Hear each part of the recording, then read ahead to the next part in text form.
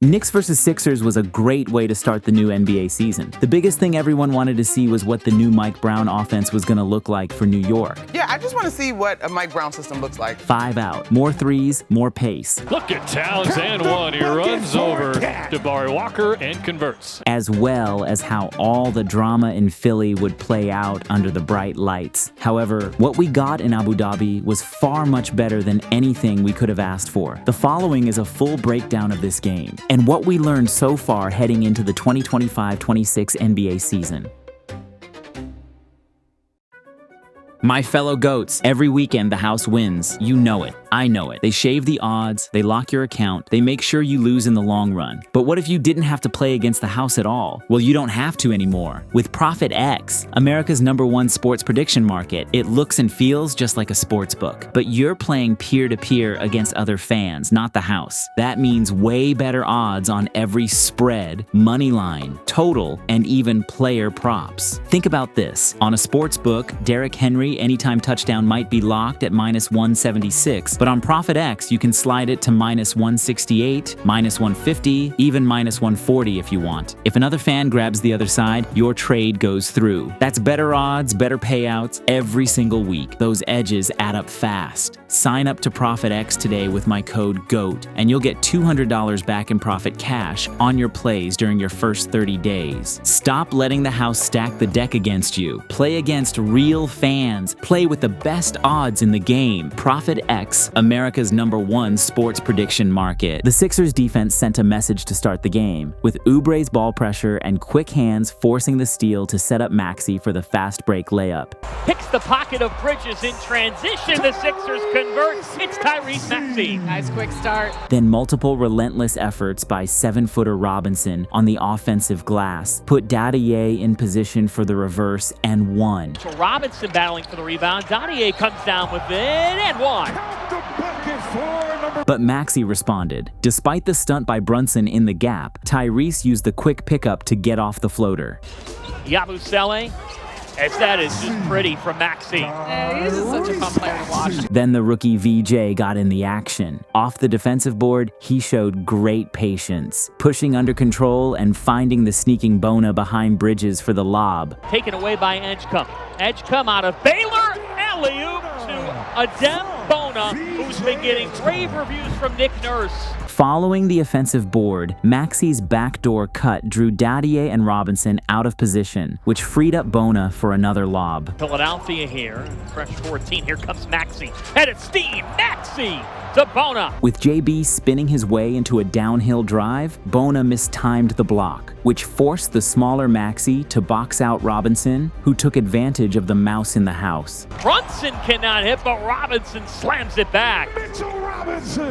Then, on the sideline outbounds, Bridges and Cat miscommunicated on the back screen switch, leaving Maxey open for the backdoor layup. The Knicks defense would respond. After the solid closeout and board by Robinson, JB found Bridges, who leaked out in transition for the pitch ahead. Here's Bridges. Mikal Bridges. Get ahead.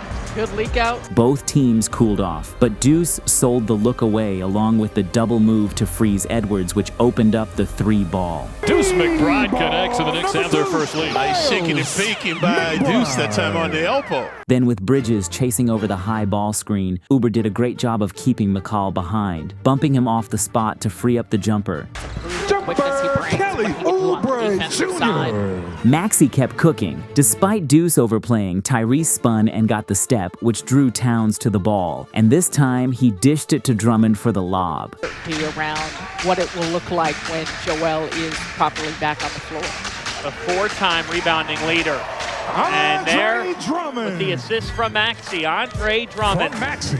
Following the missed jumper, Walker was late to pick up Cat sprinting in transition, and Towns made him pay. Look at Towns and one. He runs over Jabari Walker and converts. Out of the timeout, Brunson called for a ball screen, but swung it to Clarkson, which opened the driving lane for the new Nick to get his first basket. Then following the re-screen by Robinson, Barlow died on the screen, which gave Deuce the space for the tray ball.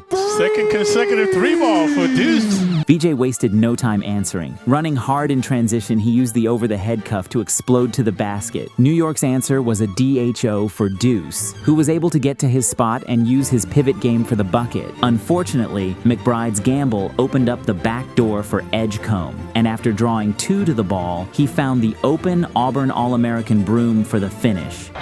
Nice give as Edgecombe found Janai Broom, the Auburn superstar and All-American. Maxey wanted to end the first off on a good note, so he rejected the ball screen and got the floater over the 7-footer like only he can. 6 for Maxey, looking to be that leader for this team, and he shows it.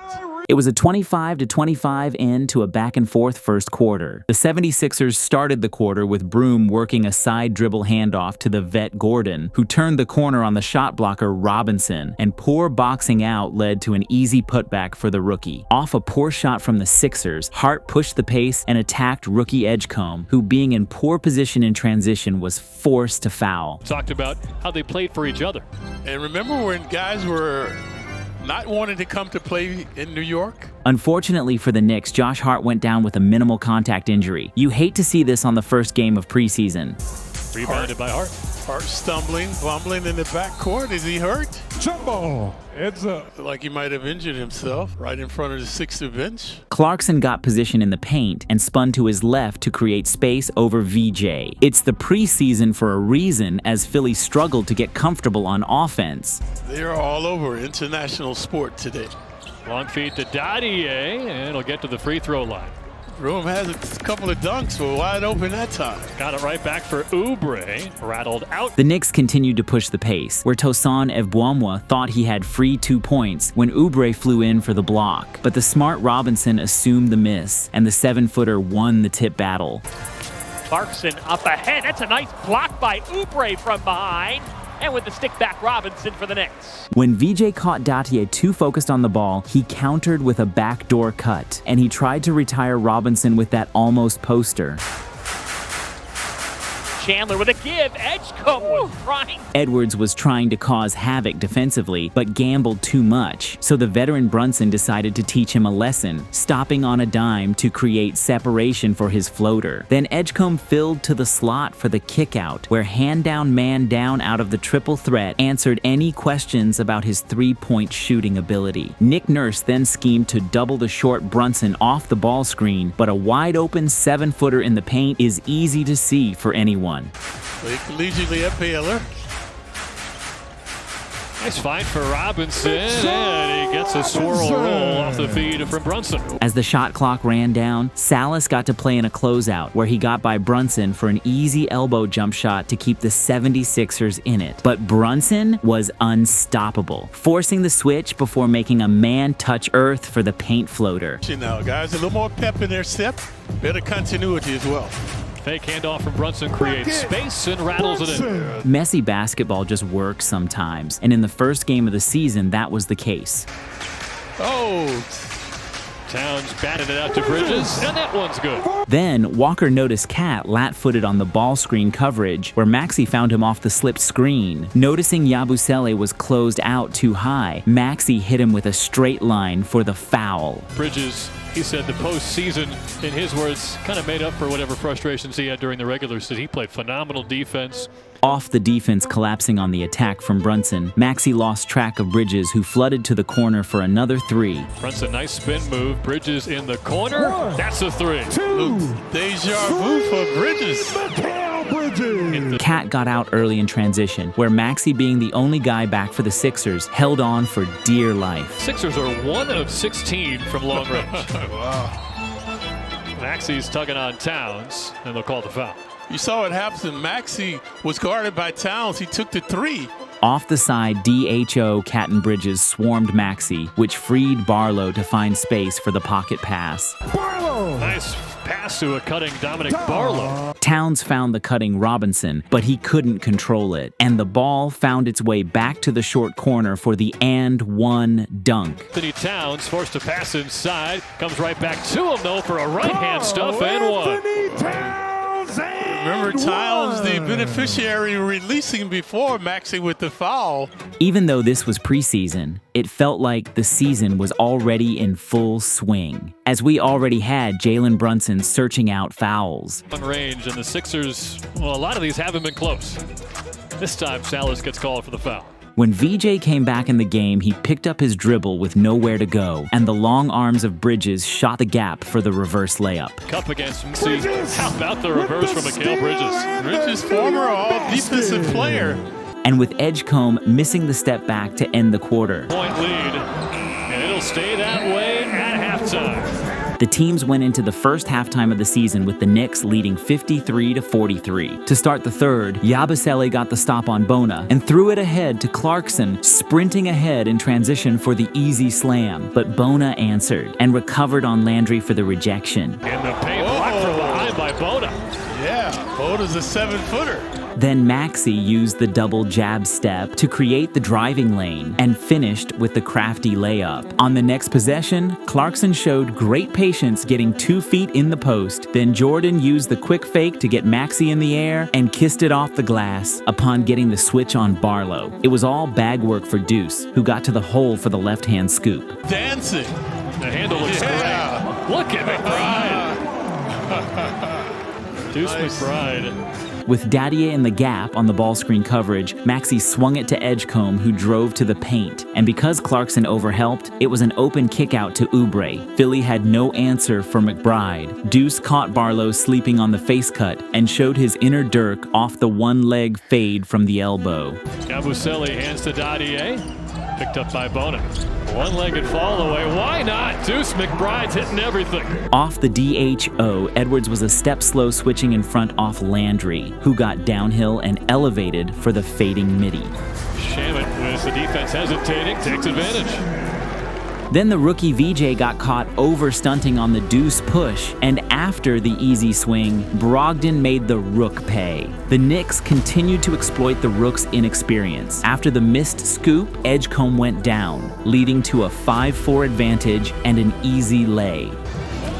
Hukporty streaking ahead with a left-hand scoop. Then, with Edwards dying on the handoff, Salas was forced to help on the 3-2 backline advantage. And after the extra swing from Landry, Matthews drilled the three. Wheeling and dealing by the Knicks. Matthews cashes in on a great possession. After Diawara got the step on Edwards, Hill was forced to challenge, which put Hukporty in position for the putback slam. Here is Diawara, good first step, and a tip slam from Hukporty. On the sideline out-of-bounds zoom action, Brogdon drew 2 to the ball and dished to an open Hukporty, rolling to the basket. The Knicks were firing on all cylinders as Matthews splashed 2 tray balls, fading out of the corner. This block, shot block. He's a high flyer. Steal from Brogdon, that's his second. Kolek finds a corner shooter. Matthews again. Chandler wanted to breathe some life into Philly by hitting the floater with time expiring. And a buzzer beater from Kennedy Chandler. The Knicks continued to take over with an 81-57 advantage following the third. Off the ghost screen from Edgecombe, Chandler got to the paint where his up and under left Garrison Matthews frozen. Matthews tried shooting the gap for the steal, but was late, and Salas took full advantage of the 4-on-5. Trying to make his presence felt early in the quarter, Chandler was in full court pressure against the vet Brogdon, which led to a steal and score. As Chandler continues wowing Clyde Frazier. Even just a step toward the O boards pays off sometimes, as it did for VJ. Oh, look at this serendipity. Edgecombe, the beneficiary. Then on the inbounds, even on the miss, the Knicks ran the zoom play perfectly, with Diawara drawing 2 on the cut, leaving Kolek with the open 3. That's Trey Jamison getting his first touch as a Knick, and he sets up Tyler Kolek. With the crowd emptying out, Kolek used the middle tunnel ball screen to put the trailing Chandler in jail and got to the rim for the lefty floater. Kolek swoops inside and scores. Off the Knicks miss, Salas pushed the pace, and with the Knicks unable to stop the ball, Salas found an open Chandler on the wing. Right now they know when he penetrates, he's not going to score. He's looking at this. Noticing his opportunity to take over, Kolek turned the corner off the dribble handoff, forced the defensive switch, and rose up over Malcolm Hill. The tip-out rebound fell into the lap of McCullough, who drew the only defender, opening up an easy dump-off for Jemison. A big bright spot for the Knicks, the proven scorer Kolek had his talents on full display in the fourth. Bullock creates some space and scores again. NBA fans can rejoice the NBA is officially back. The Knickerbockers get the first win of the season 99-84. Buckle up because the madness begins. Anyways, GOATs, this season I've decided to start putting some of you in my videos. This is your chance to rep your team, react to the biggest moments, and even start growing your own following. I'm calling it the GOATed NBA Reaction Squad. If you'd like to be a part of it, please fill out the Google form that I have in the description of this video. Thank you and good luck. And don't feel intimidated, guys. This will be low effort, low stress, but very fun.